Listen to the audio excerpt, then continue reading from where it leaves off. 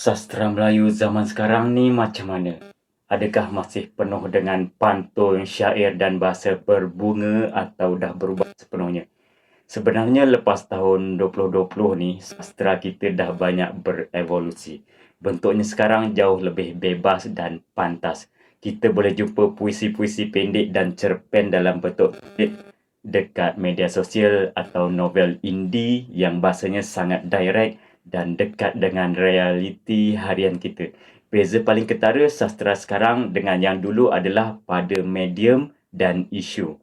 Sastra moden ni lebih banyak angkat tema kesihatan mental, tekanan hidup zaman digital dan pencarian identiti. Cara penyampaiannya pun tak terlalu terikat dengan struktur lama, tapi persamaannya ada dan sangat kuat. Roh dan jiwa sastra tu masih sama. Walaupun medium berbeza, matlamatnya tetap untuk merekamkan pemikiran masyarakat secara halus dan meluahkan rasa kemanusiaan macam karya-karya pujangga asli yang dulu.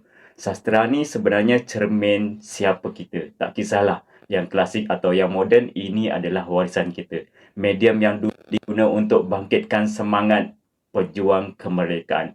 Jangan biarkan sastra Melayu sekadar tinggal dalam buku teks. Sayangi sastra Melayu, baca, dengar, cipta dan kongsikan dalam bahasa zaman kita.